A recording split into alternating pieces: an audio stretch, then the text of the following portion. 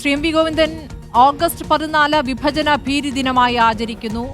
August 15-ന് RSSനെ പുകഴ്ത്തിയുള്ള പ്രധാനമന്ത്രിയുടെ പ്രസംഗം രാജ്യമെങ്ങോട്ട് എന്നുള്ള കൃത്യമായ സൂചന പ്രധാനമന്ത്രി നൽകുന്നു, കേന്ദ്ര സർക്കാർ നൽകുന്നു. എന്താണ് CPM-ന്റെ പ്രതികരണം, ശ്രീ എം വി ഗോവിന്ദൻ? അല്ല, അതിപ്പോ വിഭജനത്തിന്റെ പ്രശ്നം അടിസ്ഥാനപ്പെടുത്തിക്കൊണ്ട് RSSും സംഘപരിവാർ വിഭാഗങ്ങളും കൂടുതൽ സംഘർഷാത്മകമായ പശ്ചാത്തലം രൂപപ്പെടുത്താൻ വേണ്ടിയുള്ള ബോധപൂർവമായ വർഗീയ ഇടപെടലാണ്.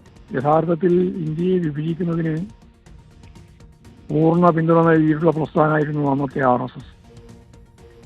സംഘപരിവാർ വിഭാഗങ്ങളുടെ അതിന്റെ തലപ്പത്താണല്ലോ ഇപ്പോൾ RSS ഉള്ളത്. സവർക്കറാണ് ഇന്ത്യയെ വിഭജിക്കുന്നതിൽ പ്രശ്നമില്ല എന്ന് ആദ്യമായിട്ട് പറഞ്ഞു വെച്ചത്. വർഗീയ ശക്തികൾ പരസ്പരം ശക്തിപ്പെടാൻ വേണ്ടി പരസ്പരം യോജിച്ച് മുമ്പോട്ടേക്ക് പോയ കാഴ്ചയാണ് നമുക്കന്ന് കാണാൻ കഴിഞ്ഞത്. ബ്രിട്ടീഷുകാർക്കെതിരായിട്ടുള്ള പോരാട്ടത്തിൽ RSSന് ഒരു പങ്കും നിർവഹിക്കാനുണ്ടായിരുന്നില്ല എന്ന് മാത്രമല്ല, സവർക്കർ ഉൾപ്പെടെയുള്ളവർ അന്ന് മാപ്പ് എഴുതി കൊടുത്തുകൊണ്ടാണ് നിരവധി പ്രാവശ്യം, ഒരു പ്രാവശ്യമല്ല 6 പ്രാവശ്യത്തെ കത്ത് പുറത്തു വന്നിട്ടുണ്ട്. ആ കത്ത് എഴുതി കൊടുത്തുകൊണ്ടാണ് ബ്രിട്ടീഷുകാർ യഥാർത്ഥത്തിൽ സവർക്കറെ ജയിലിൽ നിന്ന് മോചിപ്പിച്ചത്. അതിലേറ്റവും പ്രധാനപ്പെട്ട കരാർ ബ്രിട്ടീഷുകാർക്കെതിരായിട്ട് ഇനി ഒന്നും ഞങ്ങൾ ചെയ്യില്ല, പറയില്ല എന്ന് പറഞ്ഞുകൊണ്ടാണ്.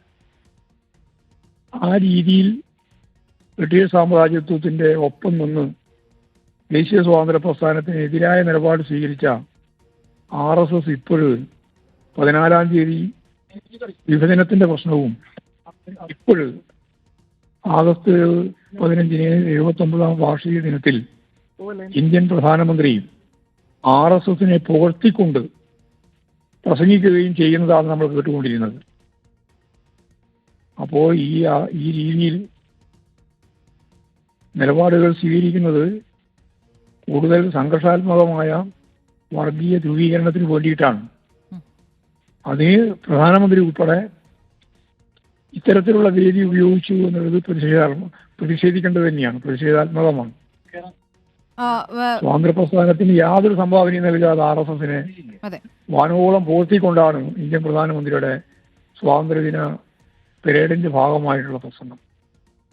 തീർച്ചയായും ശ്രീ എം വി ഗോവിന്ദൻ, ഇപ്പോൾ ഈ വിഭജന ഭീതി ദിനം ആചരിക്കാൻ യൂണിവേഴ്സിറ്റികൾക്ക് ഗവർണർ നിർദ്ദേശം നൽകിയ കാര്യം താങ്കൾ അതിലൊരു ലേഖനവും എഴുതിയതാണ്.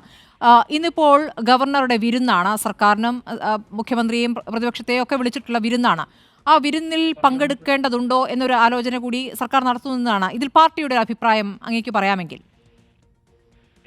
അതെല്ലാം ഔദ്യോഗികമായിട്ടുള്ള തീരുമാനത്തിന്റെ ഭാഗമായിട്ടുള്ളതാണ്, രാഷ്ട്രീയമായ ഒന്നല്ല. അത് ഗവൺമെന്റ് തീരുമാനിക്കേണ്ടതാണ്. ഗവൺമെന്റ് എന്താണ് തീരുമാനിക്കുന്നത് ആ തീരുമാനം ആയിരിക്കും കൈകാര്യം ചെയ്യുക. ഇതിപ്പോൾ ഇന്നലെ രാഷ്ട്രപതിയുടെ സന്ദേശത്തിലും സ്വാതന്ത്ര്യദിന സന്ദേശത്തിലും ഈ വിഭജന ഭീതി ദിനം പറഞ്ഞുകൊണ്ടാണ് തുടങ്ങുന്നത്. അപ്പോൾ അത് കേരളത്തിൽ മാത്രം കേരളത്തിൽ മാത്രം കൊണ്ടുവരുന്ന ഒരു കാര്യമല്ല. ഇത് രാജ്യവ്യാപകമായി തന്നെ ഇത് ഒരു ആചരണം, അതിന്റെ ഒരു നിർബന്ധിത സാഹചര്യം സൃഷ്ടിക്കപ്പെടുകയാണ്. ശ്രീ എം വി ഗോവിന്ദൻ, അതിന്റെ ഒരു ഗൗരവം എങ്ങനെയാണ് കാണുന്നത്? ഇതിപ്പോ കേരളത്തിലെ ഗവർണറും കേരളത്തിൽ മാത്രമുള്ള പ്രശ്നമല്ല എന്നുള്ള വളരെ വ്യക്തമാണ്. ദേശവ്യാപകമായി വർഗീയ സംഘർഷത്തിലേക്ക് നയിക്കുന്നതിന് വേണ്ടിയുള്ള ആ ധ്രുവീകരണം ശക്തിപ്പെടുത്താൻ വേണ്ടിയുള്ള ബോധപൂർവമായ പ്രവർത്തനമാണ്.